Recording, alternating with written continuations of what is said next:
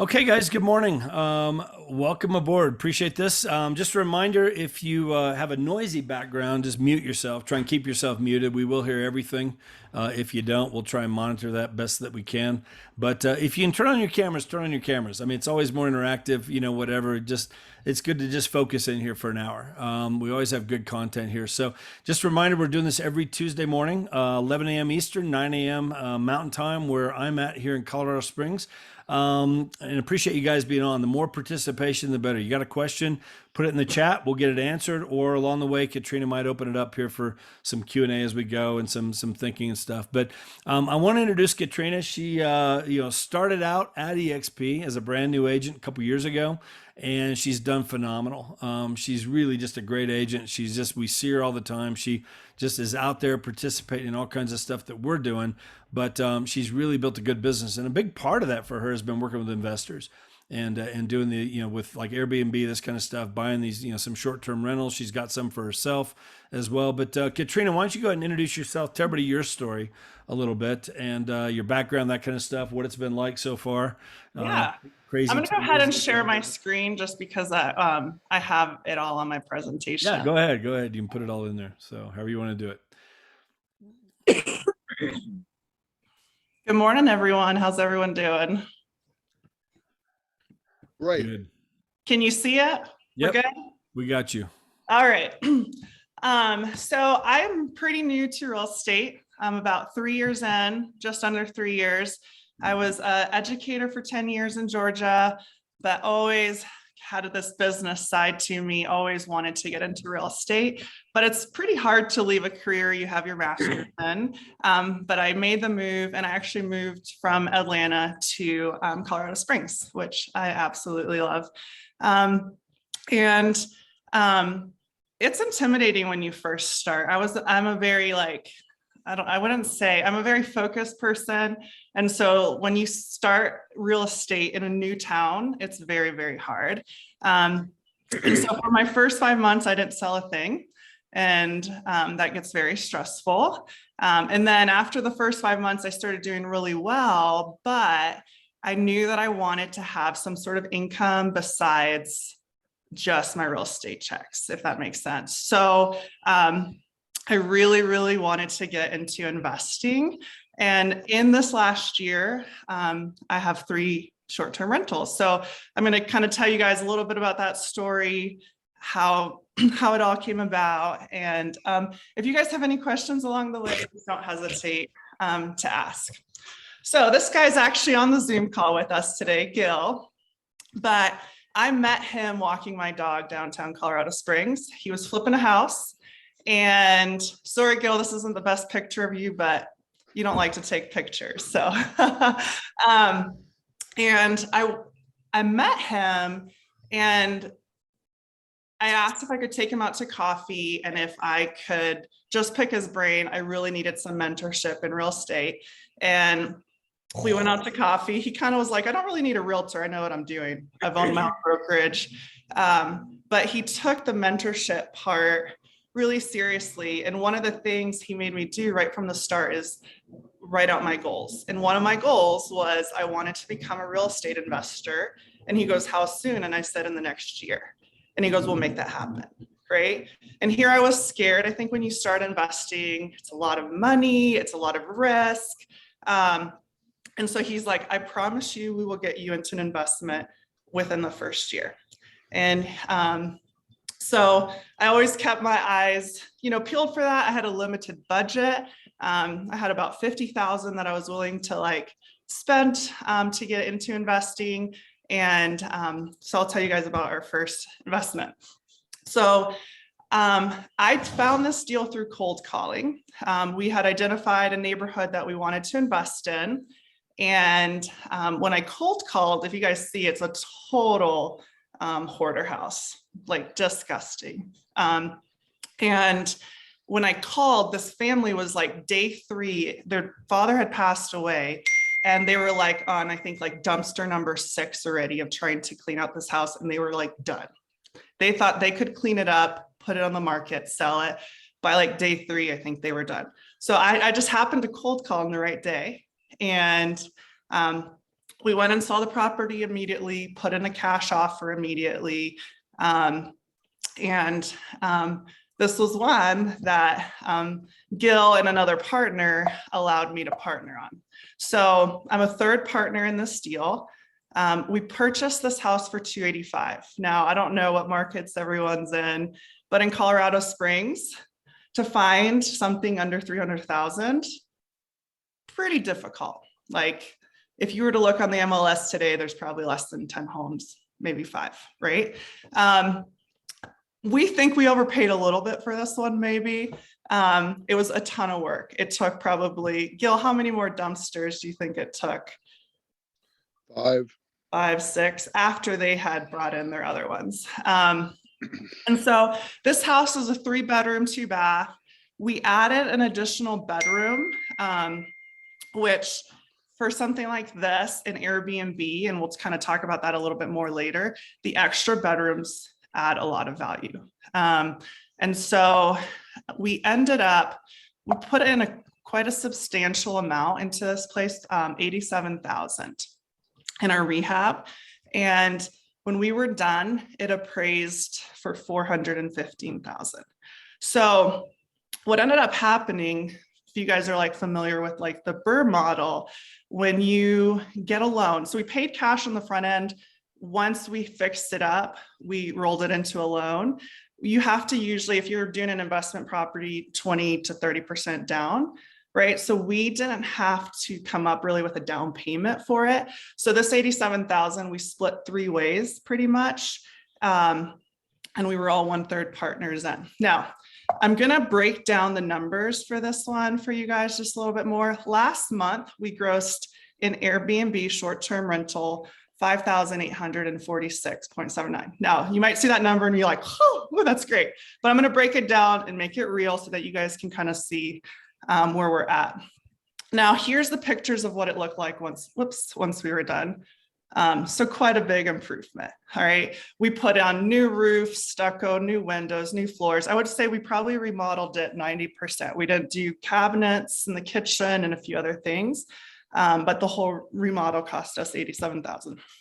So this is our earnings statement for April 2022. So at the top, if you see, that's our gross. Okay, that's not taking away any of our expenses. We had 6 bookings for the month of April. So this is just last month. These are all our expenses that we incurred. So cleaning is a huge expense. Obviously you have your mortgage, utilities. Now, if you notice in yellow, that is our taxes for the year. So that's not something you're going to have every single month. We just happen to pay it in the month of April. And then supplies, you always have to renew supplies. This is a big fee that's going to come that if you're looking into short-term rental or if you're working with a client with short-term rental, management fees are pretty hefty, but they're important too. So I would say on average, management fees are 20%. I know somebody here in town that does it for 10. I know somebody that does it for 18, and I know somebody does it for 22. But I would say on average, you would pay 20% management fees for short-term rentals. Now, if you look at that number, like that's $1,144, that's a lot of money, right? So should you self-manage or should you advise the client to self-manage? I think it all depends on your situation. So one of the first questions I would ask you or your client is, does your work allow you to solve problems during the day? Hey, Katrina. Okay. Yeah. Can I ask something real quick on that previous slide? Sure. The $180 cleaning, is Yeah. that not something that we charge the tenant on the short term? Isn't that an additional charge against them?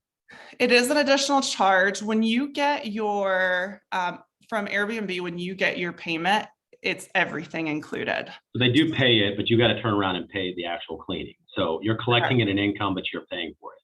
Correct. Gotcha. Okay. No problem. Yeah. So this is the 5,846 would include what our guests paid for cleaning. Gotcha. Yeah. Good question. And cleaning, that was one thing that hit me hard when I first started. It's like, that seems like a lot of money. Like, I'm like, I feel like more people should get into Airbnb cleanings, like 3-4 hours, $180. I have a cabin too, and it's a 2-bedroom, 1-bath, and it's $120 for cleaning. And I interviewed, and that was the cheapest that I could find. So if you want to self-manage, which I'm currently self-managing my cottage, we're not self-managing the Kearney one. But does your work allow you to solve problems during the day? Right? There's always little things that might come up, and you have to be able to problem solve those.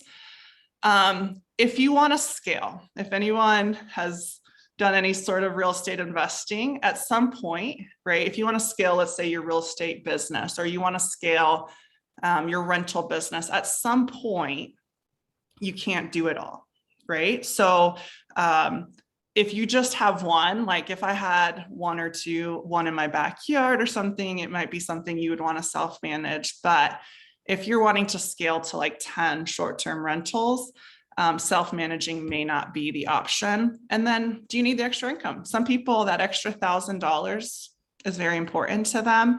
I look at it personally, eventually I want all mine to be managed, because like I'm a realtor. So if I sell a house, I'm going to make a lot more money than if I manage all of my Airbnbs. And then as far as if you want to hire a company, we talked about being able to scale. Do you travel a lot? Okay, I have a friend, Alfredo. He has 3. He's actually financially free through his Airbnbs. You never know what part of the world he's in. He's in Brazil, he's in Switzerland, he's in Whistler, right? Because he travels so much, he can't self-manage. And then, do you want to be mostly hands-free? So depending on what your situation is, that $1,100 fee, that's a lot, but depending on what you're trying to accomplish, I think is the question you need to ask. And then, do your numbers make sense to hire a management company? Okay. Sometimes that 20% is not going to keep you in the green, right? So you may not have that option to hire a management company. So here's just, so this last month, we netted 728. So out of that 5,846, we netted 728. Okay, not a huge number. If we had not paid for the property taxes, we would have netted 2,100. And then again, if we wouldn't have self-managed, we would have netted 3,275. Okay, so again, you kind of have to look at what works for you, what works for your situation. All right, one of the things you want to look at, any questions on that before I head on to the next thing? I have a quick question. The property taxes that you paid, were those an annual tax bill, or was that some kind of a lodging tax? That's an annual tax bill. That's what I figured, but there's several of us on this call that are in a short-term rental market. And so we actually have to pay lodging taxes here. So yeah, we do too. Airbnb takes them out on the front end for us. Yeah. Okay. So, I've noticed that as well. I just wanted to make sure. Yeah. Thank So you. this is just like your county taxes. We just happen to pay it that month. So like our net for the month would have been 2,130 if we had, hadn't done it this month. So that's good to keep, because this number seems a little bit, or seems low for April. Any other questions? All right, so algorithm. How do you have a strong Airbnb? Now, the next couple of slides, this comes straight from Airbnb. This is how they explain how their algorithm works. And then, so the first thing they talk about is quality, okay? Quality of your listing photos. Now, if you look at all my listings, none of mine have professional photos yet, because there's a few pieces of furniture and stuff that I still want to get before I completely finish them. But they're live, but Airbnb can tell the quality of your photos. They've actually called me and said, when are you going to put higher quality resolution photos? Okay, so get a professional photographer and do it right. Okay, a well photographed listing will make a big difference. They look at your reviews. To be a super host, you have to keep a certain standard up. And then your different listing characteristics. That's what they define as quality. Then popularity. Okay. This was interesting. How guests engage with your listing. So are they saving it? Are they adding it to their wish list? Are they booking it? And how much are they engaging with you as a host? So this is an interesting thing. Like, that's why you need some elements that make yours stand out, because you want your listing to be saved. You want them to message you. You want that interaction with them. And then this was interesting, pricing. Airbnb looks at how prices compare to similar listings in your area. So is your listing priced well for your area? And again, like if you've ever booked an Airbnb, you look at like first maybe 3 pages of listings and that's it, right? You don't want to be on the 10th page down for listings. So Katrina, real quick. Yeah. Go back to that. Sure. Is there anything that you've seen personally that you've been able to do or you've seen others do which will get the guests to engage more? Like any thoughts there in terms of what you've noticed that gets that engagement up? Well, one of the things is like quick response rate. Okay. We also have like set templates that we send. So it's like the day after they check in, we send a template or like an email template that says, hey, these are really good hikes in the area. We live in Colorado. So that's getting our messaging with the guest engagement high. And then we do fun things, and I'll show you. Well, I don't think I include in this presentation. Like one of our listings has a really nice mural on the wall that stands out, right? So like we do little things that make people want to stay at our listings. And I'll explain some of those things a little bit later on. That's kind of cool. So like hikes, like is it like restaurants? Maybe here's, top 5 restaurants that are within, walking distance or within a mile of that place, maybe, or like local attractions, like that kind of stuff. Maybe like multiple emails going out to just get that and does that help? Yeah. And like something new that I've actually just learned at a closing this week with one of my clients that I'm going to do at mine is I'm going to have a smart car hookup at my house. So do you think I'm going to get, how many people here in town at their Airbnbs have that, right? My electrician said it'll cost me less than $200 to put that in, right? Yeah. Okay. So I live downtown. I'm going to provide bikes for my clients. Okay. Things like that. Hot tubs are like a hot ticket item here in Colorado, right? Yeah. So things like that. So like those are the things that you want on the first like picture or 2 of your listing that will make people want to save it or engage with it. Mm-hmm. Another big one here, which I struggled with wanting to allow, but allowing dogs is huge in Colorado. Everybody has a dog. People travel with their dogs.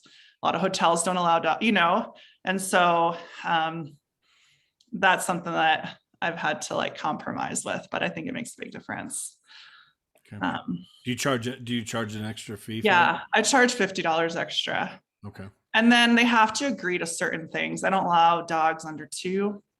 And there's like a list of things that they have to say. They have to agree that if it barks too much, that they would kennel it, because then you got to stay like at peace with your neighbors through this all too. I'm curious, is there anything else you guys do that you would say set your listings apart? Or Aileen, do you have some Airbnb properties you're working with? I have one that I'm doing, yes, that I'm 50% owner of, and then I have one that I hired a manager for. Okay. And how has your experience with your manager been? It's probably too soon to say. I think we got our first booking at the end of April. Okay. And she's just using VRBO because she thinks that it's a higher end property and it won't do as well on Airbnb. But the one that I'm managing, which is like a 2-bedroom cottage across the street from the beach, I'm killing it. I am doing as well so far as well with that little cottage on Airbnb as the 4-bedroom Gulf front expensive condo that I have with her on VRBO. So Yeah. that's kind of both alarming and exciting all at the same time. Yeah, and I'll show you something a little bit later on in regards to VRBO and Airbnb that you just might want to think about. Yeah, Hey, definitely. Katrina, I had a question for you. Sure. So the 3 properties you have, are they primarily bedroom community type properties? Are they niche? Are they like at the foot of the mountains? I mean, what is there anything that draws people to continuously lease them? Yeah, so the one that I showed you the numbers on, that one's close to Fort Carson. It's also close to the World Ice Arena. So a lot of military sports teams kind of thing. So it's in a good little pocket of town. It's close to the Broadmoor, things like that. So, and here in Colorado Springs, we have like Fort Carson, we have Shrivers, we have Peterson, so Military, a lot of military. and military families, a lot of them have money, like they get a pretty decent housing stipend, right? So maybe their family has to come for a month or something like that. Then my cottage is at the base of Pikes Peak. So it's a cute little setting. Yeah, so it's kind of in like a niche for tourists. We get people from Texas a lot, and yeah, most of the people that come there are tourists. And then my third property is downtown, which is a hot place to live. It's 2 blocks from Colorado College, which is a really good little university here in town. Yeah, so they're all in good areas, like as far as like location. They all serve kind of a purpose. Yeah, that's a great question. And we'll talk about how to know where to go as well, because that's super important, especially if as a realtor, if I'm trying to help clients find good ones. Like if you help a client find an Airbnb and then they don't do well, they're not going to ever want to use you again, right? And I build my business on referrals, so that's super important that I know what I'm doing with that. So how do you scale this? So like I kind of shared a little bit of my story is how I use it for some passive income, but how do you scale this to use it for your business? You've got to know where you live and you've got to know the rules. You have to become the local expert. And I wouldn't say like that I'm an expert. Like when Jeff asked me to do this, I'm like, oh, I don't know, but like Gil tells me, I know a lot more than probably 80 to 90% of the realtors here in town, because I deal with this on a very consistent basis. So if you guys are thinking about getting into this niche, you have to think about how do you become the local expert. So one of the things, like as you think about becoming the local expert, it takes some time, it takes some work, but if you can add value, you become the brand. Find a way to add value to people, right? And then if it doesn't add value, it wastes, right? So think about as you look into like, hey, I want to make this a niche of my real estate business. The more you know, the better you educate yourself, you're going to add value to your clients. So you've got to know the laws and rules. Like Denver has very, very strict Airbnb laws. There's pockets in Denver that you can still invest in, but they've shut down a lot of the Airbnb industry up there if you're not already grandfathered in, right? In Colorado Springs, it's getting stricter. It's actually pretty hard within city limits to find properties, but we still find them. So I'm not saying you can't. You go to our Colorado Springs Gov site, and they have a whole section on short-term rentals, right? And they have a whole frequently asked questions. So like, I think an agent that wanted to like become an expert, learn like most of these questions will answer most of your clients' questions, right? But most agents won't take the time, right, to look through all of these, right? So how do you become an expert? Like they obviously post these questions because a lot of people are asking them. right? So learn your county, your local municipalities rules. I will just kind of just share for you a little bit here in Colorado Springs.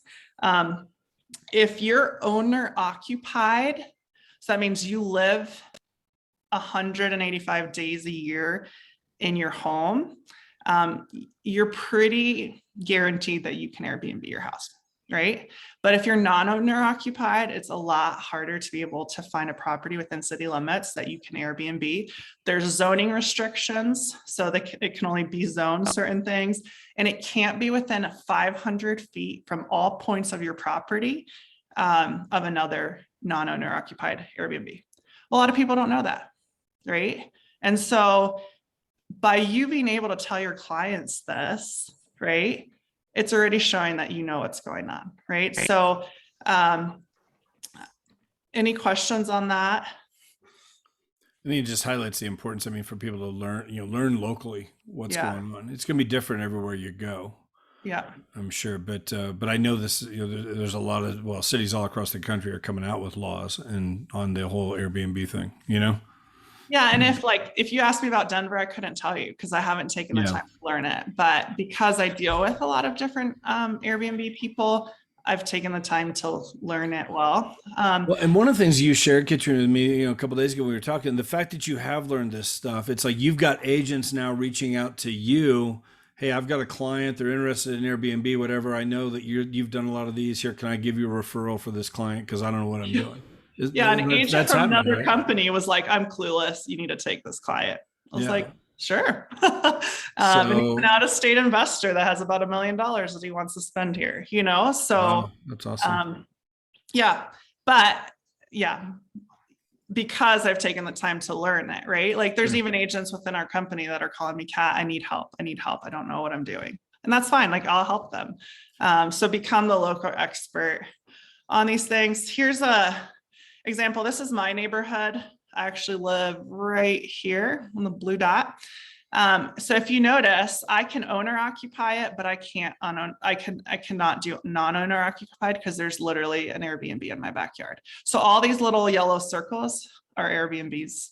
So the law passed like 2 or 3 years ago, where they became a lot more strict. So a lot of these got grandfathered in.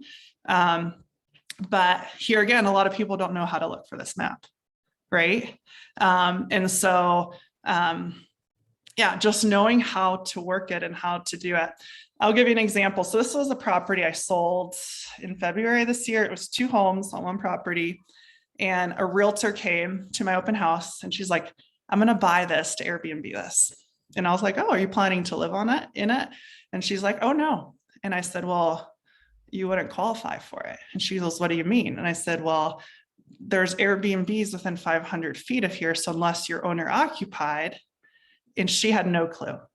And so she came and we sat and I explained to her a lot of the Airbnb rules, and here she is in the industry, right? But a lot of people just don't know. So if you can take the time to educate people on it, I think it can just go a long ways. And actually a military, I wasn't the buyer's agent, I was a listing agent on this one. A military family ended up moving into the front house, and they are Airbnb in the back house, and it's doing fantastic. So as an owner occupied Airbnb.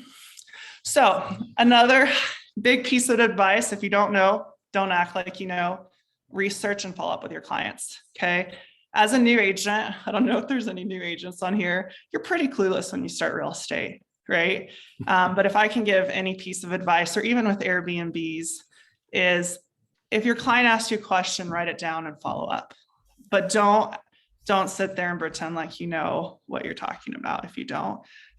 It can get you in a lot of trouble. Another piece of advice is, even though I probably would say I know a lot about the Airbnb stuff here in town, with any Airbnb investor I work with, I always tell them on the front end that they have to do their due diligence. I'm going to kind of give them an overview, but they're going to have to still contact the city and make sure, at the end of the day, it's their responsibility to know, because you don't want to get yourself in a situation where you sell a house and then it's not Airbnb-able and something like that, right? So at the end of the day, you have to say you still have to do your footwork to make sure. Another big thing is to show your clients the data. Again, you don't want to help your clients make bad or poor decisions, right? Based on how you feel or what you think, right? So there's this really cool site called AirDNA. Does anyone on here, has anyone seen this before, AirDNA? Cool. Well, if you're looking at investing in real estate personally, or if you're looking at helping a client invest, AirDNA is like the data for Airbnbs. Okay, it's real data. And so I'm going to just kind of give you guys a little overview. So AirDNA does have a cost. What you're seeing right now is the free part. But so I put in Colorado Springs. And so you're not going to get all the data if you don't subscribe and pay for their services. So if a client is like seriously interested in purchasing a home, I always highly, highly, highly recommend that they subscribe for a month to check out the data for the particular house they're looking for. So here in Colorado Springs, the average daily rate is $175 at 80% occupancy. Okay. And here in the Springs, there's about 2,282 active rentals as of yesterday. So all the little purple dots are obviously Airbnbs. So what does that data tell you? I'm gonna move one forward. Okay. If you take 175 and you multiply it by 365, and then you multiply it by 0.8, 80% occupancy, on average, Airbnbs are making about $51,000 here in town. Okay. That's based on data. So this is not like a number you're just throwing out there. This is what is going on in Colorado Springs. So that's good data to be able to communicate with your client. Now, what you can do, I'm just going to go back to the last slide. AirDNA is $23.99 per zip code. So if a client is seriously looking at a house, like I had one looking at some properties in Monument, right? I didn't know for sure how well Airbnbs do in Monument. So I said, hey, you need to subscribe for 1 month, check out Monument. Basically, it's like a 10-minute thing once they subscribe to look up what they need to look at. But our Airbnb, like, what is the occupancy rate in Monument? What is the daily rate? Do these numbers make sense, right? Monument, that wasn't Monument, sorry, it was Woodland Park, is like an A rating for Airbnbs. They also rate it for you if you pay the subscription fee. So like, we knew right away that this would be a good investment for him, right? So if you're considering purchasing or a home as an Airbnb, like, you can put the zip code, you can like hone in on the neighborhood. You can see what the Airbnbs in that, like on your street, how well they're doing. It'll tell you all the data. So if you're seriously considering, or you have a client, like, the $24 is worth the investment, and you only need it for a month. And then they have like a promo if you do it per city, $60. All right, so I live in the zip code here in Colorado Springs, 80903. Okay. And if you see just in my zip code, downtown Colorado Springs, there's 290 active Airbnbs. That's a lot, right? To compete with, right? Now, if you guys look at the data here, this is again free. I didn't pay for anything. I'm Dutch, so I don't like to pay for anything. I don't have to. 63% of those listings are on Airbnb. 6% are on VRBO. So do you guys see why you may not want to just be on VRBO, right? That's not hitting a lot. And then 31% are listed on both. So we're talking about 37% VRBO versus 63 Airbnb. So if people ask me what platform, first and foremost, I would say Airbnb. For my cottage, I'm on Airbnb and VRBO. and it's booked pretty solid throughout the summer. And you can sync the calendar, so it's not a lot of extra work. It probably takes 5 minutes to sync them. So if somebody books on Airbnb, it shows booked on VRBO. Does that make sense? So it's not a hard thing to have it onto. It doesn't take a lot of extra management. Airbnb site is a lot easier to use. VRBOs can be frustrating. It's just, I would say, antiquated compared Clunky. to, yeah. How much does it cost each one of these? Like Airbnb, what's it cost to list a property? I should know this. That's okay. I'll get back to you guys on that. That's all right. It's curious. a percent. Okay. And then VRBO can be a percent or a set fee for the year. Okay. I think that I'm doing percent, or I am doing percent for both for my cottage. Now I may try, somebody said that I should just do Airbnb because it messes up your algorithm. So I may try with my downtown listing, which is going live in like this week, to just do Airbnb. That way, like the booking percent for Airbnb is very high. Does that make sense? So, but if it doesn't book well, then I'm going to do both. All right. So this is, again, free data that AirDNA provides. And then amenities. And I think this is interesting to see, what are people in your zip code offering? Okay. So air conditioning. All right. I'm not there yet because I don't feel like you need it, but one of my friends who runs a successful Airbnb in town says, Kat, if you're paying $300 a night for a place, you better have air conditioning. Right? Heating, it's concerning that if you don't have heating, I don't know if that concerns anyone else here in Colorado to not have heating. Jeez, 12 inches of snow over the weekend. Washer, dryer. And then I want you guys to see the bottom item, hot tub. Look at less than 10% have a hot tub. So do you think you will differentiate yourself if you have a hot tub? Right? How do you compete? Like if there's 292 listings, right? 10% is like 29, right? Do you want to be the one of the 29 that have a hot tub? Is that going to get you to the top of the searches? Probably. So, and then, oh, this is an interesting thing. And one of our partners is like, this is a huge thing for him. If you see like the market's saturated with 1 and 2 bedrooms, right? So if you were looking at investing, just looking at this little chart right here, what should you be investing in? Anybody? 3, 4. Look at how few 5-bedroom homes there are on the Airbnb market. Yeah. Right. And so my one client, this is his thing. He wants a 5-bedroom or more house, right? Because this is a part that hasn't been exposed well. So in my head, but because I'm not, I'm like 5 bedrooms is a lot to clean if you have to do a last minute cleaning, if your cleaners don't show up or something like that. So anybody have questions on this? Just a super valuable site. And if you want to stalk your neighbors' Airbnbs, it's a great site for that too. If you want to know all their data. Katrina, this is Kelly. I do have a question. Kelly? In terms of demand, where do you find, or how can you tell the demand for a 2, 3, 4, 5-bedroom home? Is there much demand for a 5-bedroom home?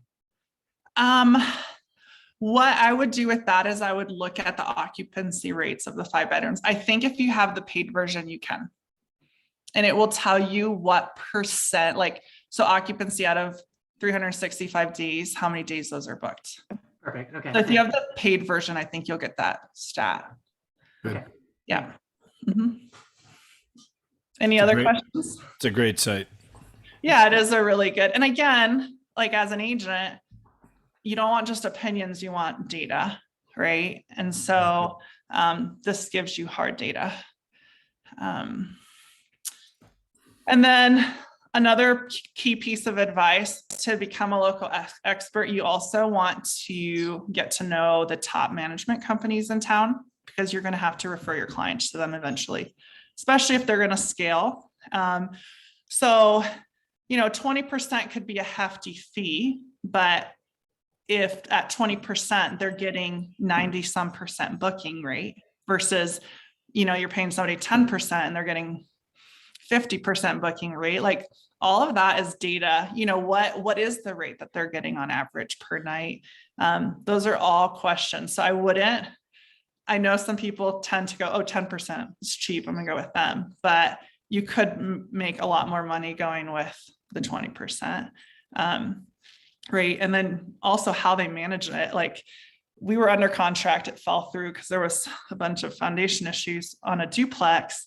And I went to go see it with my client, and it was an Airbnb. They were getting super low rates. And I'm like, how are they only getting like $60 a night, in Colorado Springs? But we walked in, it was filthy, it was dated, right? Like, I'm like, I would have fired that management company in a heartbeat, right? It was like you walked in and you felt gross, right? You don't want to like cleanliness. We'll talk about that in just a bit, but cleanliness is a big deal.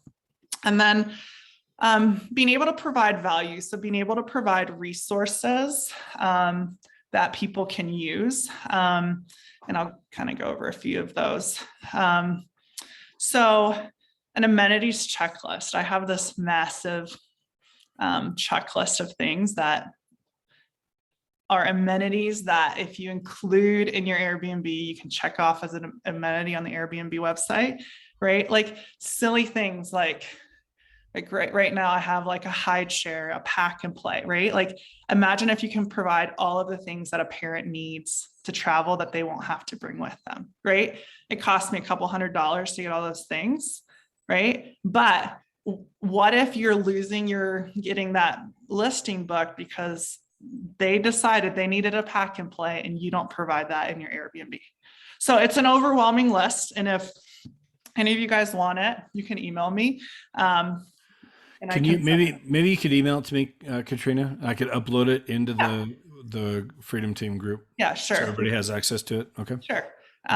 But I don't know if Elisa's on this card. I invited her. She's setting up her Airbnb right now. And I literally went to her house and we went through the amenities checklist, right? And so those are things that can add value to your clients, because a lot of times you just don't think, like there's so many things on that list that I would not have thought of, purchasing.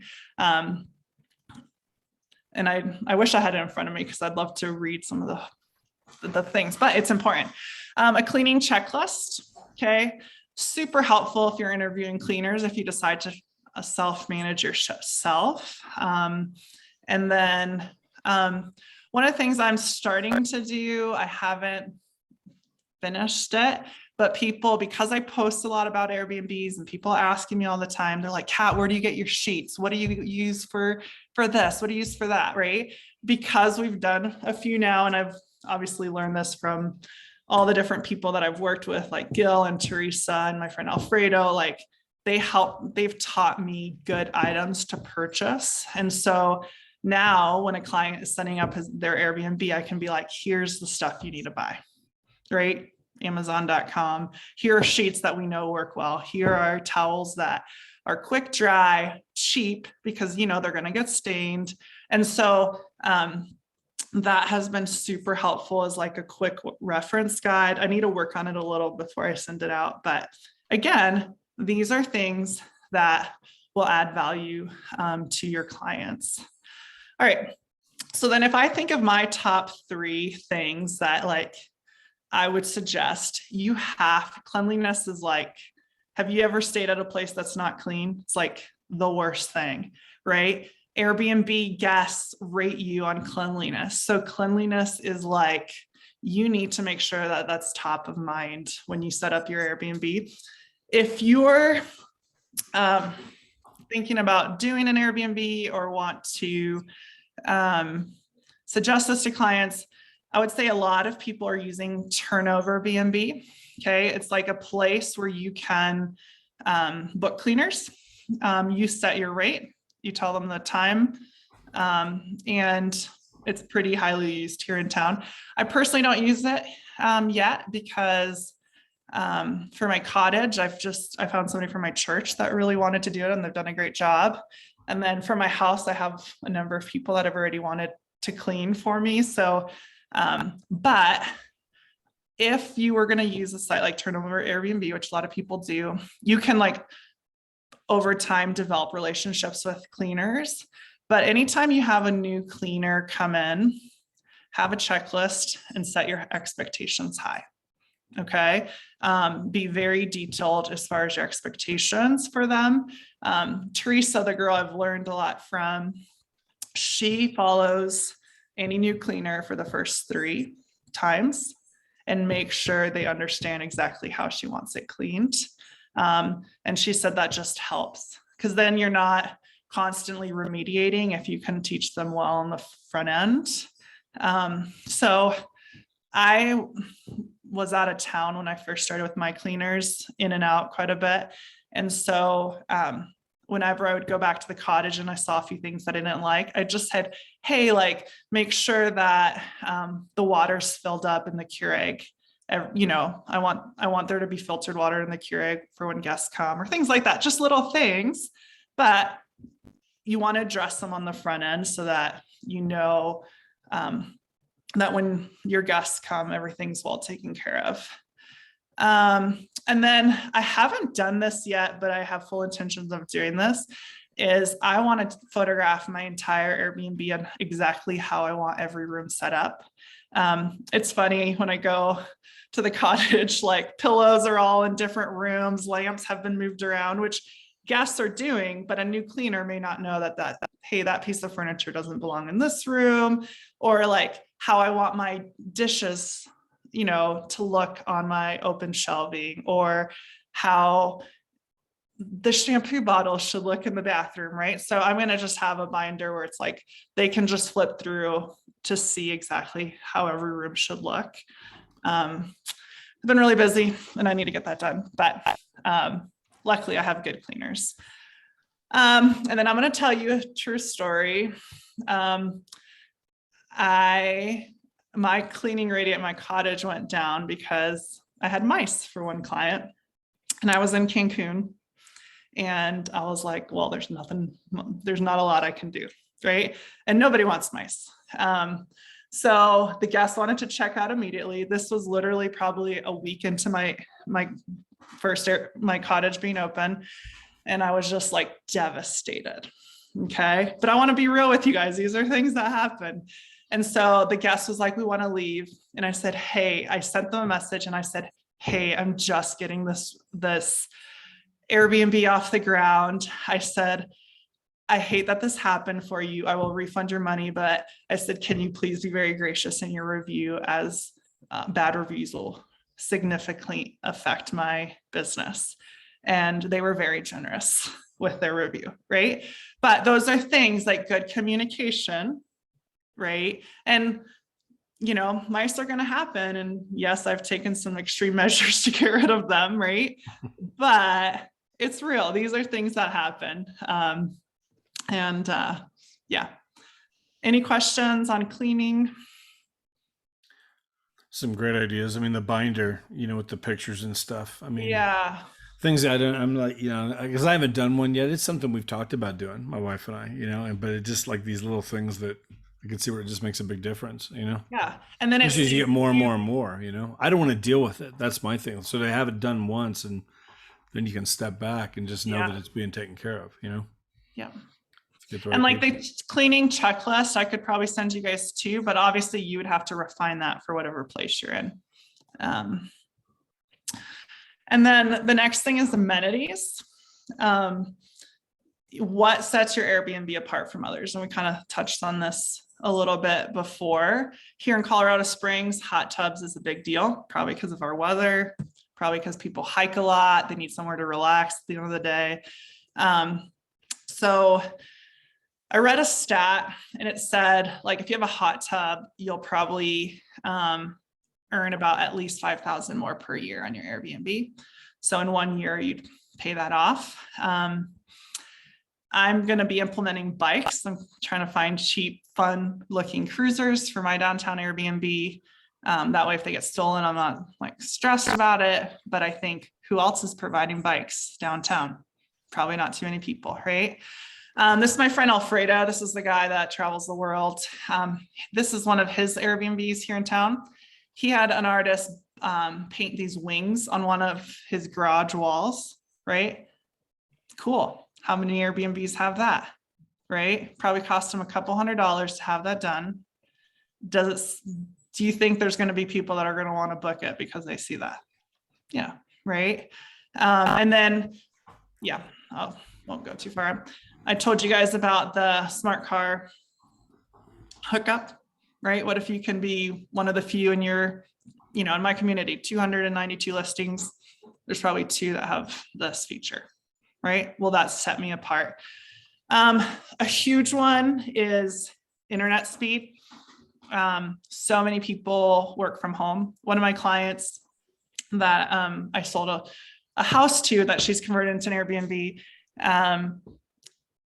basically a company sent 3 workers and they all just worked from her house, right? Do you need to have good internet for that? Are you going to have unsatisfied customers if you don't have? So high speed is huge, huge, huge. And then I put this, like, how do you personalize it, right? So can you add their names to this letterboard and be like, hey, Jeff, welcome to Colorado, right? Do they think you went that extra step? Heck yeah, right? How long does it take to put Jeff in this letterboard? Not long. Now, if you forget to put Jeff and it's a Sally, you're in trouble.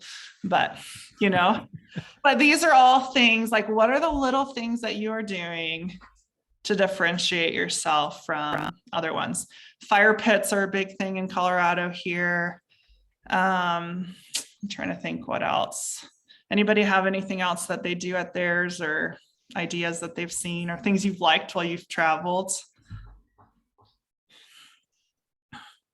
Nope. Some good ideas though. Yeah, just to think, because you're competing against a lot of people. Yeah. How do you get your Airbnb to show up at the top search every single time? Hey, Katrina, can I ask something? Sure. So I work with investors, quite a few of them. We do flips, we do rentals, we do different things. I have not done much in the VRBO market. Okay. Do you have kind of a rule of thumb as far as rent versus VRBO? Why would you do VRBO? It's a whole lot more hands-on, but is it more profitable? What is it that would be maybe a good way to explain to an investor that would be considering maybe rent versus VRBO? What would you say? I mean, I would say that the biggest is profit margins are significantly higher. I would say on a rental, and you guys, I'm not as big in the rental market, but on average, people make what, $300 gross, or sorry, net on a rental, would you guys say? Yeah, it's a lot more hands off, but the return is going to be smaller for sure. Yeah. And so the returns for Airbnb are significantly higher. But again, probably a lot more headaches and a lot more management. So I could probably ask questions all day. Let me ask another one. This is more fascinating to me. So I have rental properties, and I do a lot of my own investing, but I've had a lot of interest in VRBO. So why would it not make sense for, let's say I want a house on a beach, right? And I go find it, I look at your stats, I cover the basics, and then invest in that and have a place that's already furnished, ready for my family to come and use. And then it rents out the rest of the year. I mean, is that like a normal way of thinking? Yeah. And again, it all comes down to numbers, like, because our family goes to the west coast of Florida every winter, and we stay on the beach, right? And of course, I'm like looking at those numbers to see if someday we could just purchase one. But again, it's a numbers game because a lot of those condos have such high HOA fees, right? And so does it make sense to invest there? So you find that the margin is way smaller there than Colorado Springs? I can't speak to that. I would have to look into it deeper, I think. That's been your barrier. Plus the cost to buy it, right? It's really high. Yeah, and just unforeseen things. Yeah, I would say I'm a pretty new investor, so. You don't get a whole lot of hurricanes in Colorado Springs? No, but we have, fires and all sorts of high winds and all sorts of other things. And I don't think that Colorado Springs like is necessarily like the cheapest market to get into either. You could probably make a lot of higher returns other places. But from a management side, or like I live here, so it makes sense for me to invest here. But I also wouldn't want all my eggs in one basket. So I wouldn't want to invest in the same neighborhoods. Yeah, Florida would make sense maybe later down the road for me. But I would look at, if you were considering Florida, I would look at AirDNA. And then I would look at the costs, like, so look at their occupancy rate, an average night, and then see if the numbers make sense as far as like profit margins on that. Do you have a typical percent of ARV that you buy on, or you just do cash flow? I look at cash flow mostly at this point. Okay. Yeah. What's a joy fee? Someone asked that. Pardon? What is a joy fee? Someone asked that in the chat. Joy fee. I don't know. Yeah, you said something like that. I know what you were referring to. I heard you say something. Do you know what slide it was on? No, I think it was when you were going through costs and stuff. Maybe you're talking in Florida or. Oh, so maybe HOA fee. Well, yeah. Maybe. So like there are like some HOAs on the beach are like $1,000 to $1,500 a month, right? Yeah, So but you you have to get pay the benefit of all the amenities, right? But it's very, very expensive on your monthly. Yeah. Yeah. Yeah. So like you pay your HOA, you pay your mortgage and insurance and taxes. Is there a margin then? I don't know. And the prices are so high right now. Right. It could be tough. My friend Alfredo that has Airbnbs here in town, he doesn't stay at them because he makes more money renting them out, and he can go stay at the Hampton for $100 a night and get $230 a night for his Airbnb. Yeah. Right. Funny. So he actually doesn't even use his places because he makes money by not staying in them. So I like that idea, Sean, about, buy a house somewhere where, just take the family, go for a month, and then, the 11 months out of the year, you're renting it out. I mean. Yeah, for sure. I mean, I've looked at even partnering with, people that I've been in business together, why not split it, we each get 2 weeks a year to use it, whatever. I mean, there's all kinds, but yes, there is the opportunity cost that it costs me less to stay in a bed and breakfast or a hotel that provides breakfast than stay in my own house. yeah. Yeah. I get you. Is there much of this going on outside of the U.S., Katrina? I mean, like I don't know. I mean, I think of like Mexico and, Costa Rica, Dominican Republic, like places where people go, like, typical like vacation kind of spots like Cabo, Cancun, Puerto Vallarta. I mean, it's not something I even thought about, but is that, I guess it's happening down there. Yeah. It does. And AirDNA has international stats. So if you're like, let's say you like Tulum, right? Yeah. You could look up the information for Tulum, which I think is fascinating, because then I think with AirDNA, you get real data, right? It's not, I don't know. Right. I like that. I'm a numbers person. So how many investors do you have that you're working with, or that you have worked with doing these properties? Probably around, 6 or 7. Okay. Yeah, some have done multiple. Some have done multiple properties with you. Mm-hmm. Yeah, that's awesome. And so if you just become, like Gil buys quite a few properties, but they don't all qualify for short. Like if they qualify for non-owner occupied, and Gil, you could correct me if I'm wrong, but he would always turn it into an Airbnb, and then if not, he flips it. Yeah, that's true. You could always turn around and sell it if it's not doing what you need it to do. Yeah. Cool. And then my last one is location. I think somebody asked this at the beginning of the talk, right? Is location important? I think it's huge. Okay. So like my cottage is at the base of Pikes Peak. And if you've never been up Pikes Peak, every tourist that comes to Colorado is probably going to go drive up 14,000 feet to Pikes Peak. Right. Mm-hmm. So is it good to have an Airbnb at the base of that? Yeah, I think so. Our family likes to go to the beach, and we like to get a place right on the beach so that everybody can come and go. Our family's growing, can come and go as they need to, right? So beachfront property is important for us, and it's nice, right? And so think about that. Again, trying to get all of y'all on this call to come to Colorado Springs and stay at our Airbnbs, but Garden of the Gods, this is our backyard. It's 6-mile bike ride from my house. And I'm training for Ragbri right now, which is where you bike across Iowa. And so I'm seeing all of Colorado Springs right now. And then we have a strong military presence. So like close to the Air Force Academy, close to Fort Carson, things like that. So like think about where people would want to stay. I can see like college towns, like getting, if you're in a big college town or have access to that, like, again, like sports seasons, football season. I mean, they're probably rented, every week of, the season. I mean, different things, but. And then another thing, which I can't think of the name of the company off the top of my head, but I subscribe to a pricing app, and I think it's like $10 a month or $20, but basically it takes all the data from VRBO and Airbnb, and based on demand, it prices your property. So like my prices change every single day. Like there's a weekend in September where my cottage is like $350 a night, my 2-bedroom.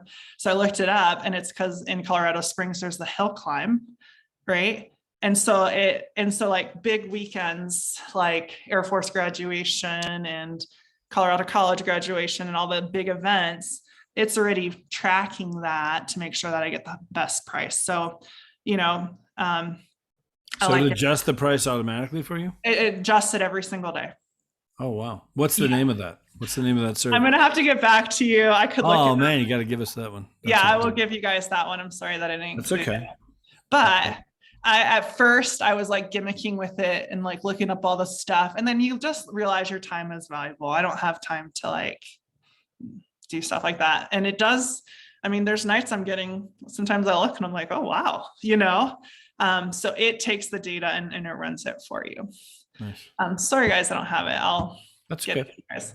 And then these are ways to scale your business. So there was a Bigger Pockets meetup here in Colorado Springs. And I got a client from that.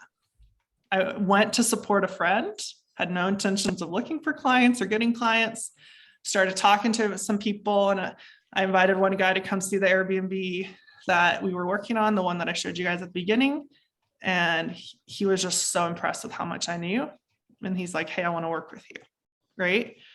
But just from a conversation, like Jeff mentioned earlier, I've had realtors reach out. Hey, I just don't know this market. Can you help my clients? And then current clients. Okay. How do you help your current clients? Always add value. It will breed loyalty. Right. And so I do my real estate business based on referral. I love on the people that I work with. And also I love on Gil and buy him lots of tequila, and he refers the heck out of me to everybody here in town. Right, Gil? Is he on here? Did he fall asleep? But, here when I met Gil, he didn't need a realtor. And over time, we've developed this relationship, and now I work with him on all his deals, right? And then social media. I'm constantly posting stuff about short-term rentals. Like, I don't know if Brian's on this call, but like I helped him set up he needed help decorating his. So I helped him decorate. My friend Elise, she's needed help setting hers up, right? Of course, I'm posting all of that stuff, right? I'm letting people know that this is a market that I'm actively involved in. And then they end up reaching out to you for it, right? Because you're adding value. I have a cousin who she's like a second cousin who I don't know super well. She's in Washington State, but she just bought an Airbnb in Arizona. And she's been calling me on or messaging me for suggestions and this and that, right? Because I've been posting about it. So now I'm the go-to person for a lot of people. All right, guys, that's what I have for you guys today. Any questions? That's awesome. Great job, Katrina. Thanks. Seriously. Stop sharing your screen here a minute, just so the ones that, some people had to leave for appointments and stuff. I saw different things here, but if you want to stop sharing your screen there, we're going to all see each other. So anyway, guys, thanks for sticking around. Any comments or questions, thoughts, anything here? We will wrap it up here pretty quick. Kelly, you have your mic. Awesome information, Katrina. Thank you so much you're for putting welcome, it Kelly. together and sharing it. It's good to see you. Well, it's really good stuff. And I think, again, just another tool people can put in the toolbox. If you just, just take, take a little bit of time and learn it. You are doing great at the social media stuff. I mean, honestly, because when I first called you about this, that's where I thought that's how I knew, because I see you posting on there like multiple times a week, like this kind of stuff, with the Airbnb stuff and investors you're working with and that kind of stuff. So it's becoming very much out there that Katrina is the person that I need to go to. So I can see how you're going to pick up more and more business with it for sure. And I'm passionate about it too. Like I'm excited to be investing. So therefore that's kind of a realm of my business that I do want to expand. Right. Yeah. The return is, I could see it, it's a little more headache involved possibly, but if you have a good management company and a good cleaning service and stuff where I don't have to be walking in there every day to, do all this kind of stuff. Like if that's set up and you pay for that, I could see where the long-term return on that is so solid, in terms of, just compared to a rental property. Yeah. And I can give you an example. Let me find it on my phone. So my friend Alfredo, he has a duplex that he did real nice, but it's in the hillside area. So an okay part of town, but close to downtown, but like his little neighborhood is decent, Right. But he renovated the inside and had a designer come in and it looks really nice. So on a little duplex, so the top floor is a 2-1, the bottom's a 1-1. He's the one that had the wings in the presentation. I said, give me your hard numbers. He was in town last week and his top unit grossed 99,000 last year. His bottom unit, the 1-bedroom, grossed 65. So here we're talking about like 165,000 for one place, a duplex, right? And then I said, okay, so that's your gross. What are you netting? And he said, I'm netting about 50%. So he said 20% management, he counts, 10% cleaning fees, 10% for his mortgage. And then he said the other 10% is like incidentals, like if they have to repair something or replace a couch or whatever. So 165,000, half of that's a pretty nice little income on one property. This is why he can travel the world, right? And that's real data. Like now he did do a good job setting it up. So it is very, very nice. That's a great return though. So, awesome. Yeah, if you think of what you could make on a rental versus that, and then he doesn't touch it. He has no clue what's going on. Like, he has a management company. Like sometimes I'm like, you're too clueless, but yeah, he's doing very well. Yeah. Awesome. Well, good deal. Well, I appreciate it, Katrina. Thank you very much. Any last comments, questions before we go? We're running a little long, but that's good. That's okay. No time limit here. So guys, appreciate you being on. Okay. And again, thank you, Katrina. Really good stuff. Thanks for guys, we'll be back next week. Okay. And yeah, we'll post this. The recording will be up and posted there in the workplace group in just a little bit. We'll have the breakdown on that. And Katrina, if any documents you want to send to me, that'd be great. I'll just attach them to that as well so people can get access to those. That'd be awesome. So sounds good. Cool. Thanks, All right. guys. Thanks, everybody. Have a great day. Have a good week.